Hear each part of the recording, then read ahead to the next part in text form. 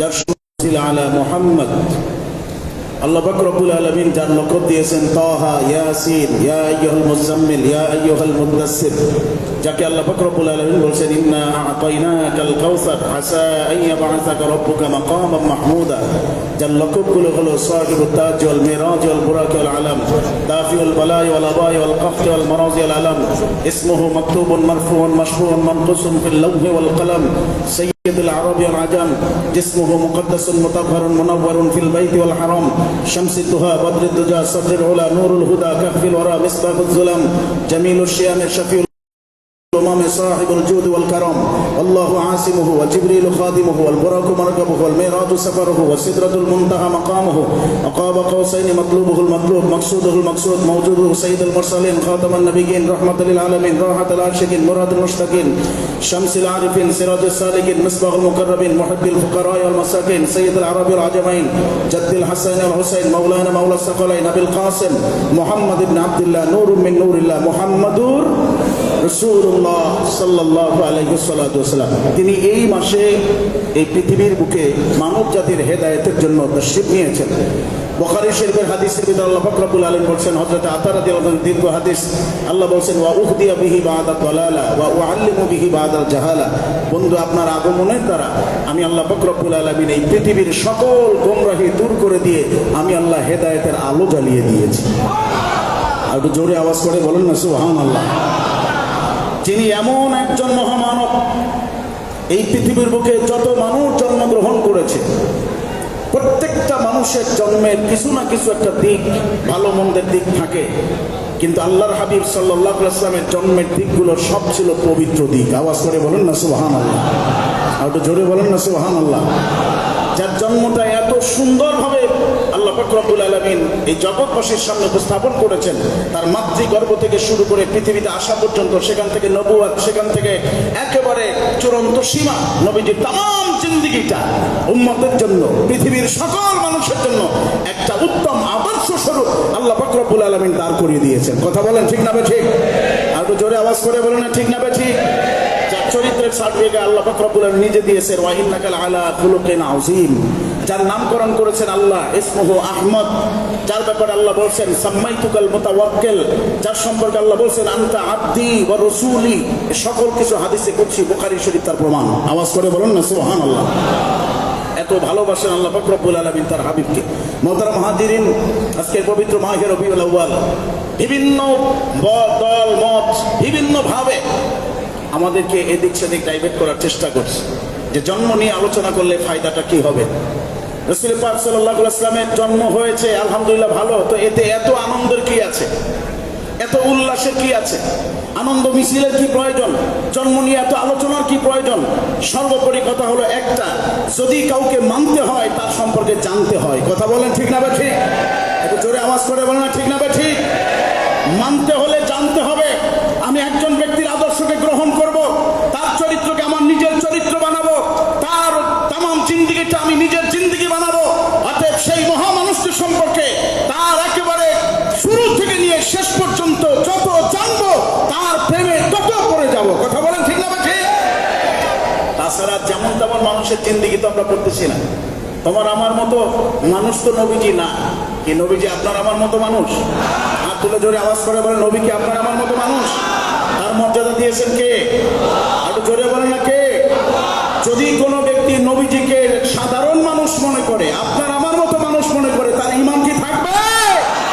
ঈমান থাকবে না, ঈমান চলে যাবে। সাবধান, নবীজিকে কখনোই কোনো সাধারণ মানুষের সাথে তুলনা করা যাবে না।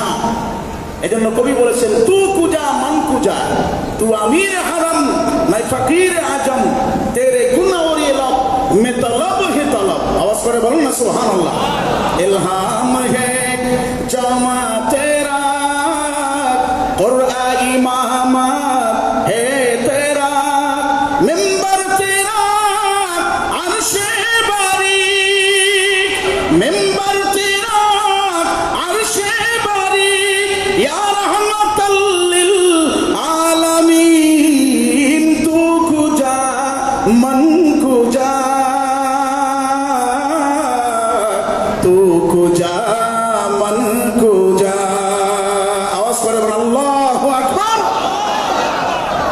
মর্যাদা তিনি। মোহতারাম হাজিরিন, সুতরাং তাকে কখনোই আপনার আমার মতো সাধারণ মানুষের সাথে তুলনা করা যাবে না। অতএব যাকে আপনার আমার মতো সাধারণ মানুষের সাথে তুলনা করা না যায়, তার জীবনী, তার জন্ম নিয়ে আলোচনা করাটাই আপনার আমার জন্য সবচেয়ে বড় উত্তম ইবাদত হবে। কারণ সকল মুফাসসির, মুহাদ্দিস, মুফতি, ফকিহ একমত, নবীজির জন্ম নিয়ে আলোচনা যতক্ষণ পর্যন্ত করবে ততক্ষণ পর্যন্ত নফল ইবাদত বন্দেগীর সব হতে থাকবে। আরো জোরে আওয়াজ করে বলুন না সুবহানাল্লাহ, আরো জোরে বলুন না সুবহানাল্লাহ। তার সম্পর্কে যখনই আপনি আলোচনা করতেছেন, কেমন মানুষ তিনি? রাসূল পাক সাল্লাল্লাহু আলাইহি ওয়াসাল্লামের সাহাবী হযরত হাসান বিন সাবিত রাদিয়াল্লাহু তাআলা আনহু, হযরত হাসান বিন সাবিত রাদিয়াল্লাহু তাআলা আনহু কবিতা লিখতেন, কবিতা পড়তেন। তো একবার নবীজি তাকে বললেন, তার জন্য মসজিদে নববীতে একটা মেম্বার নবীজি বানিয়ে দিলেন, যে মেম্বারের নাম ছিল মেম্বারে হাসান। বলা হলো, হাসান মেম্বারে উঠো, কবিতা পড়ো।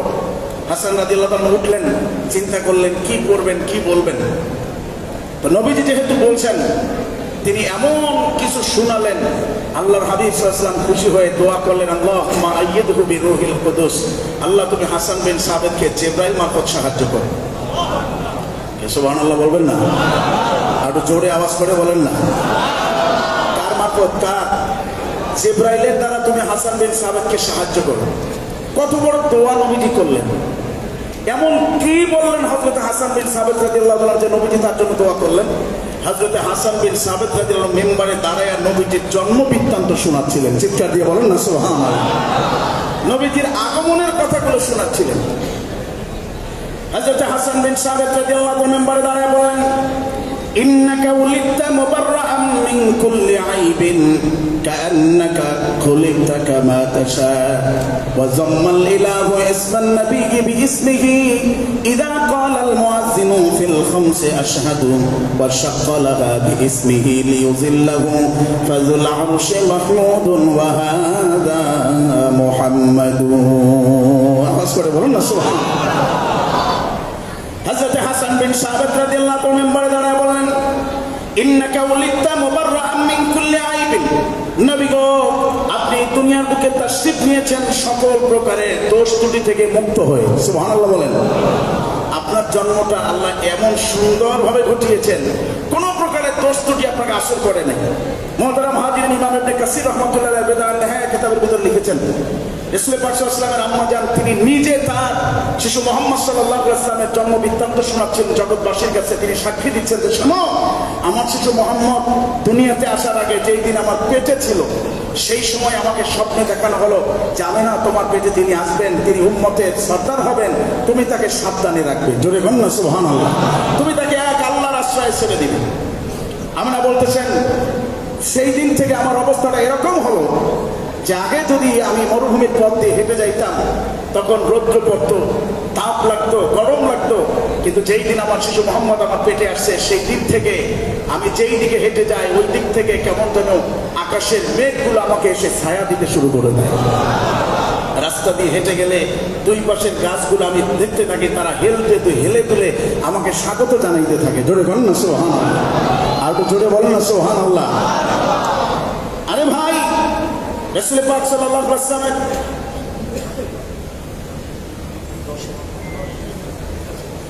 রাসূল পাক সাল্লাল্লাহু আলাইহি ওয়াসাল্লামের বাবা, আপনারা জানেন, রাসূলের জন্মের আগেই দুনিয়া থেকে বিদায় নিয়ে চলে গেছেন। তারপরে ওই সময়ের অবস্থা ছিল এই যে বিধবা নারীরা তারা সুগন্ধি ব্যবহার করতে পারতো না, এটা খুব দোষণীয় ছিল। তো রাসূল পাক সাল্লাল্লাহু আলাইহি ওয়াসাল্লামের আম্মার ব্যাপারে তার দাদার কাছে অভিযোগ দেওয়া হলো যে আপনার পুত্রবধূ সে কোন বাজারের সুগন্ধি ব্যবহার করে জানি না, এটা তো দোষণীয়, কিন্তু সে দেখছি সুগন্ধি ব্যবহার করে চলাফেরা করে। আপনার পুত্রবধূ তো আপনি কিছু বলবেন না, আপনি কিছু বলেন না কেন? আব্দুল মুত্তালিব একটু লজ্জা পাইলেন। তার কথাগুলো তার দাদিকে শোনানো হলো। রাসূল পাক সাল্লাল্লাহু আলাইহি ওয়াসাল্লামের দাদি আব্দুল মুত্তালিবের স্ত্রীর কাছে যখন বলা হলো, বলছে ঠিক আছে, আমরা এই ব্যাপারটা তাকে জিজ্ঞেস করবো। তাকে এক কামরায় আনা হলো, আমাকে জিজ্ঞেস করা হলো, মা তুমি কোন বাজারের খুশবু ব্যবহার করো জানি না, কিন্তু তুমি তো স্বামী হারা, এই অবস্থাতে সুগন্ধি ব্যবহার করলে মানুষ তোমাকে নিয়ে হাসাহাসি করবে, সুতরাং এটা না, সুগন্ধিটা ব্যবহার না করলে হয় না। রাসূল পাক সাল্লাল্লাহু আলাইহি ওয়াসাল্লামের আম্মা জান আমেনা জবাব দিলেন, বাবা আপনি কি বলেন, আমি তো কোনো বাজারের সুগন্ধি ব্যবহার করতে পারি, করি না। কিন্তু একটা কথা হলো এই, আমি জানি না আমার পেটে কে আছে। উনি যেই দিন থেকে আমার পেটে আসছে সেই দিন থেকে আমার অবস্থাটা এরকম হয়েছে, আমি মুখ থেকে একটু থুতু যেদিকে নিক্ষেপ করি সেই থুতু থেকে এমন সুঘ্রাণ বের হয় বাজারের মিষ্টাম্বরের চাইতে অধিক প্রিয় হয়ে যায়। এই তো ছিলেন আমার নবী, দুনিয়াতে আসার আগে এই অবস্থা। তার জিন্দেগি শুনবেন না তো কার জিন্দেগি শুনবেন? খুলে দেখেন না বিদায় অন্যায় কিতাবের ভিতরে রাসূল পাক সাল্লাল্লাহু আলাইহি ওয়াসাল্লামের আম্মা জান বলতেছেন, দুনিয়ার সব শিশুরা আছে তার মায়ের সাথে নাভি লটকানো থাকে, পরে কেটে দিতে হয়, কিন্তু আমার শিশু মোহাম্মদ যখন আমার পেট থেকে খালাস হলো তখন আমার সাথে তার নাভির কোনো সম্পৃক্ততা ছিল না, কেমন জানি ওখান থেকে কেটে দেওয়া হয়েছে। সব শিশুদেরকে গোসল করাইতে হয়, গায়ে পানি লেগে থাকে, রক্ত লেগে থাকে, কিন্তু আমার শিশু মোহাম্মদের দিকে তাকায় দেখলাম কেমন যেন ওদিক থেকে গোসল করিয়ে পাঠানো হয়েছে। অন্যান্য সব শিশুরা উলঙ্গ অবস্থায় আসে, কিন্তু আমার শিশু মোহাম্মদ সাল্লাল্লাহু আলাইহি ওয়াসাল্লাম যখন জন্মগ্রহণ করেছে তখন তার পরনে সাদা রুমাল পাঠানো ছিল। আরো জোরে বলেন না সুবহানাল্লাহ। এত সুন্দরভাবে স্বয়ং নবীজি নিজে বলেছেন যে আমি পৃথিবীতে যখন আগমন করেছি আমার লজ্জাস্থান পৃথিবীর কেউ দেখতে পারেননি। সুবহানাল্লাহ বলবেন না? এমনকি নবীজির মাও দেখতে পারেন, কারণ আল্লাহ পাক রব্বুল আলামিন নবীজিকে তার মায়ের পেট থেকে খতনা অবস্থায় দুনিয়াতে পাঠিয়েছে। এত সুন্দরভাবে যেই মানুষটি মহামানব এই দুনিয়ার বুকে আসলেন, তার জিন্দেগি শুনতে উম্মতের ভালো লাগে না খারাপ লাগে? না ভালো লাগে না খারাপ লাগে? কার কার ভালো লাগে? কার কার? নারায়ে তাকবীর, নারায়ে তাকবীর। মনে রাখবেন, নবীজির জন্ম নিয়ে আলোচনা করলে, নবীজির সিরাত নিয়ে আলোচনা করলে, নবীজির তামাম জিন্দেগি নিয়ে আলোচনা করলে যেই উম্মতের মনে নবীর প্রেম জন্মাবে সে হবে এই জমানার মধ্যে নবীজির সর্বশ্রেষ্ঠ উম্মত। কথা বলেন ঠিক না বেঠিক? কারণ নবীজির প্রতি ভালোবাসা, মহব্বত, এটা ঈমান। গুরুত্বপূর্ণ আলোচনা মহব্বতের ব্যাপারে হয়েছে, কিন্তু আজকে রবিউল আউয়াল মাসের দাবি হলো এই, একদিকে রাসূল পাক সাল্লাল্লাহু আলাইহি ওয়াসাল্লামের জিন্দেগি আলোচনা করা, অপরদিকে নবী পাক সাল্লাল্লাহু আলাইহি ওয়াসাল্লামের আদর্শগুলো ফলো করা। কথা বলেন ঠিক না বেঠিক? নবীজি সাল্লাল্লাহু আলাইহি ওয়াসাল্লামের আদর্শ ফলো করবো কখন? যখন জানবো, জানার মধ্য দিয়ে সামনের দিকে অগ্রসর হতে পারবো।